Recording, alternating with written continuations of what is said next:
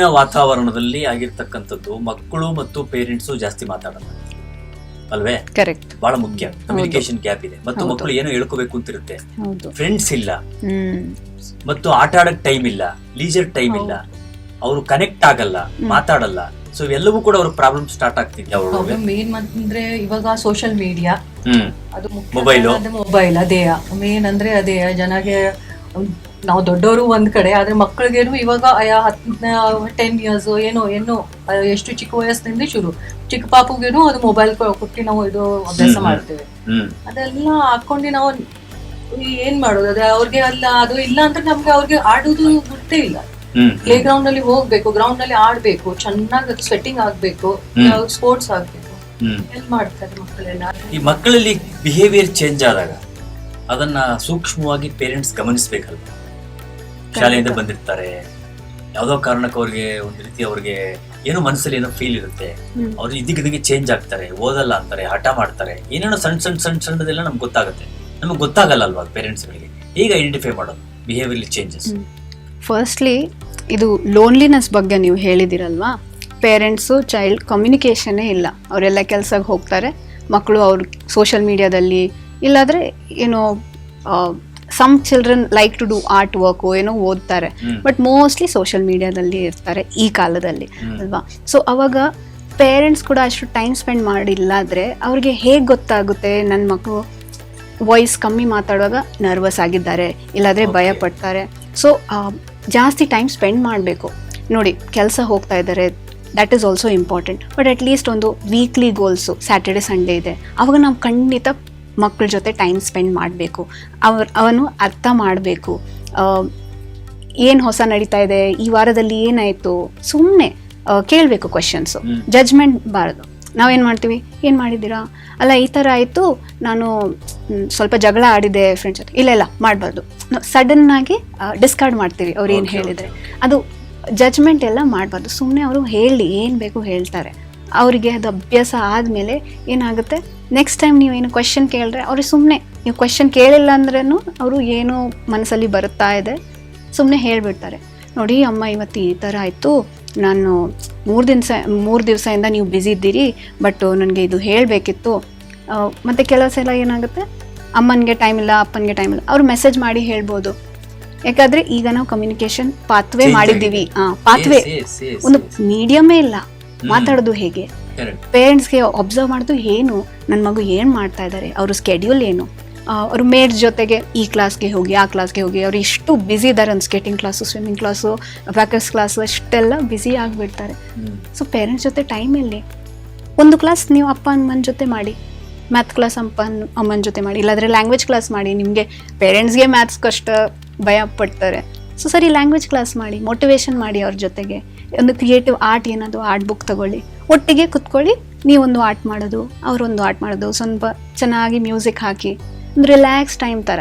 So ಈಗ ನಮ್ಮಲ್ಲಿ ಒಂದು ಪ್ರಾಬ್ಲಮ್ ಇದೆ, ಪೇರೆಂಟಲ್ ಒಂದು ಪ್ರಾಬ್ಲಮ್ ಇದೆ.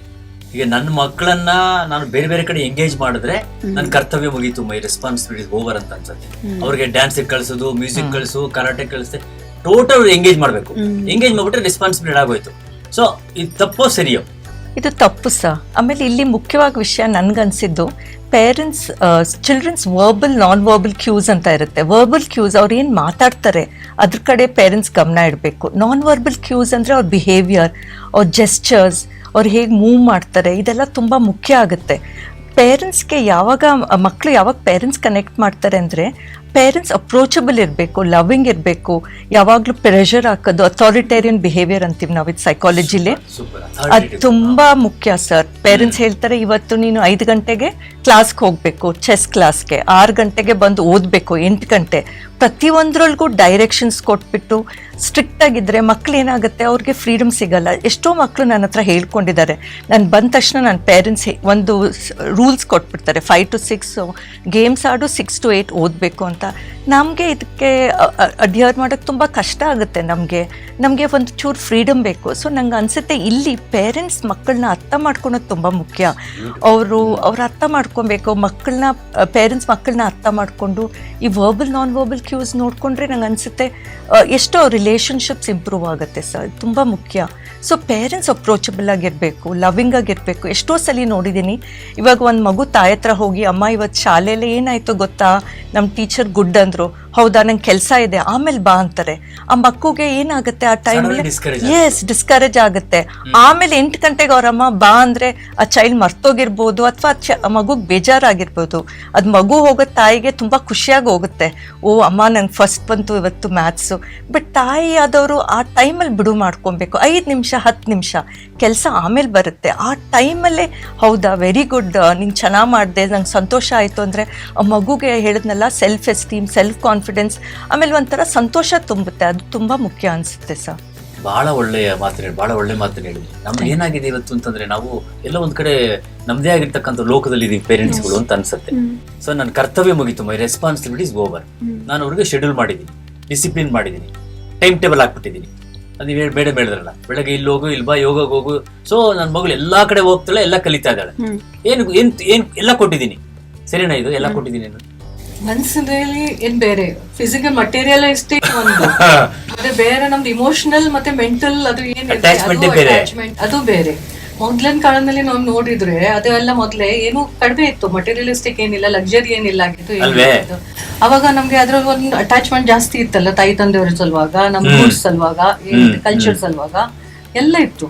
ಇವಾಗ ಎಲ್ಲ ಅಂದ್ರೆ ನಾವು ಮಟೀರಿಯಲಿಸ್ಟಿಕ್ ಎಲ್ಲ ಕೊಡುತ್ತೇವೆ, ಅವ್ರ ಮಕ್ಕಳಿಗೆ ಸ್ವಲ್ಪ ಅದೆಲ್ಲ ಒಂದ್ ಸ್ವಲ್ಪ ಆಗ್ಬೇಕು. ಅದು ಒಂದು ಇವನ್ ಓಪನ್ನೆಸ್ ಬೇಕು ಪೇರೆಂಟ್ಸ್ ಮತ್ತೆ ಚೈಲ್ಡ್ ನಲ್ಲಿ, ಒಂದ್ ಟ್ರಸ್ಟ್ ಬೇಕು. ಓಕೆ, ಮತ್ತೆ ಫೇಲಿಯರ್ ಆಗಿದ್ರೇನು ಪರವಾಗಿಲ್ಲ, ಫೇಲ್ ಆಗಿದ್ರೇನು ತಪ್ಪಾಗಿದ್ರೆ ಬಿದ್ದಿ ಸ್ಟ್ಯಾಂಡ್ ಆಗ್ಬಹುದು.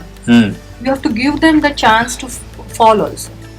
ಇಲ್ಲ ಆಗ್ಲೇಬಾರ್ದು, 100% ಬರ್ಲೇಬೇಕು ಹಾಗಾಗುತ್ತೆ. ನಾವು ಕಲಿಬೇಕಾದ್ರೆ ನಾವು ಡ್ರೈವ್ ನಾವು ನಮ್ದು ನೆನಪಿರಲ್ಲ ನಮ್ಗೆ, ಮಕ್ಕಳಿಗೆ ನಾವು ಎಕ್ಸ್ಪೆಕ್ಟ್ ಮಾಡ್ತೇವೆ 100% ಬೇಕು. ಆಮೇಲೆ ಅವ್ರು ಕಂಟ್ರೋಲ್ ಇಟ್ಕೊಳ್ಳೋ ಪ್ರಯತ್ನ ಪಡ್ತೀವಲ್ಲ, ಅದು ಕರೆಕ್ಟ್ ಸರಿ.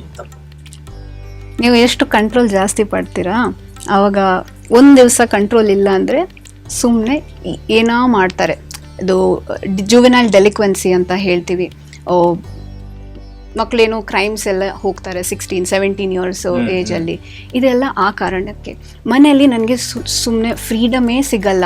ಸೊ ಒಂದು ದಿವಸ ಫ್ರೀಡಮ್ ಇದೆ, ಅಪ್ಪ ಅಮ್ಮ ಎಲ್ಲಿ ಆಚೆ ಹೋಗಿದ್ದಾರೆ, ಸಿಟಿಯಲ್ಲಿ ಇಲ್ಲ, ನಾನು ಏನೋ ಮಾಡ್ಬೋದು, ಮನೆಯಲ್ಲಿ ಪಾರ್ಟಿ ಮಾಡ್ಬೋದು, ಯಾರಿಗೆ ಕರಿಬೋದು, ಯಾರ ಜೊತೆಗೆ ಹೋಗ್ಬೋದು. ಬಿಕಾಸ್ ನನಗೆ ಪುನಃ ಈ ಅವಕಾಶ ಸಿಗಲ್ಲ. ಸೊ ನಾವೇ ತಪ್ಪು ಮಾಡ್ತಿದ್ದೀವಿ. ಅಷ್ಟು ಕಂಟ್ರೋಲ್ ಒಂದು ಲೆವೆಲಲ್ಲಿ ಬ್ಯಾಲೆನ್ಸ್ ಬೇಕು. ಜೀವನದಲ್ಲಿ ಎಲ್ಲ ಗೋಷ್ಠಿಯಲ್ಲಿ ಬ್ಯಾಲೆನ್ಸ್ ಬೇಕು. ಸ್ವಲ್ಪ ಕಂಟ್ರೋಲ್, ಸ್ವಲ್ಪ ಡಿಸಿಪ್ಲಿನ್ ಸರಿ ಇದೆ, ಅವರಿಗೆ ಮುಂದೆ ಕಾಲದಲ್ಲಿ ಅದು ಎಲ್ಲ ಹೆಲ್ಪ್ ಆಗುತ್ತೆ. ಬಟ್ ಎವ್ರಿ ಟೈಮ್ ಬೆಳಿಗ್ಗೆಯಿಂದ ಸಂಜೆ ತನಕ control, all the time child has some adult standing over them. Parents ಇರ್ತಾರೆ, ಟೀಚರ್ಸ್ ಇರ್ತಾರೆ, ಕೋಚ್ ಇರ್ತಾರೆ, ಎಲ್ಲರೂ ಅವ್ರಿಗೆ ಒಂದು ಡಿರೆಕ್ಷನ್ಸ್ ಕೊಡಬೇಕು. ಅವ್ರಿಗೆ ಅವ್ರ ಮನಸ್ಸಿಗೆ ಏನೋ ವಿಷಯ ಕೇಳಕ್ಕೆ ಸೌಂಡ್ ಬರಲ್ಲ, ಧ್ವನಿ ಬರಲ್ಲ, ಜಾಗನೇ ಇಲ್ಲ. ಕ್ರಿಯೇಟಿವಿಟಿನೂ ಸ್ಟಾಪ್ ಆಗುತ್ತೆ. ಮಕ್ಕಳಿಗೆ ಬೋರ್ ಆಗ್ಬೇಕು ಒಂದ್ಸತಿಗೆ. ನಾವು ವೆನ್ ಪೇರೆಂಟ್ಸ್ ಆರ್ ಸಿಟ್ಟಿಂಗ್, ಅದು ಸ್ವಲ್ಪ ಬೋರ್ ಆಗ್ಲಿ ಪರವಾಗಿಲ್ಲ, ಅವಾಗ ಕ್ರಿಯೇಟಿವಿಟಿ ಎನ್ಹಾನ್ಸ್ ಆಗುತ್ತೆ. That is the best thing that we can give to the child. Bore ಆಗ್ಬೇಕು ಮಕ್ಕಳಿಗೆ. ಹೌದು, ಇದಕ್ಕೆ ಒಂದು ಕಾನ್ಸೆಪ್ಟ್ ಇದೆ ಅಲ್ವಾ, ಅಲ್ಲ ಬೋರ್ ಆಗ್ಬಾರ್ದು ಅಂತ. ನಾವು ಯಾವಾಗ ಬೋರ್ ಆಗ್ತೀವಿ, ಅದ ನೋಡಿ ನ್ಯೂಟನ್ ಎಕ್ಸಾಂಪಲ್ ಇದೆ ಅಲ್ವಾ, ಸುಮ್ನೆ ಟ್ರೀ ಕೆಳಗೆ ಏನೋ ಓದ್ತಾ ಇದ್ರು, ಅವ್ರು ಒಂದು ಡಿಸ್ಕವರಿ ಮಾಡಿದ್ರು.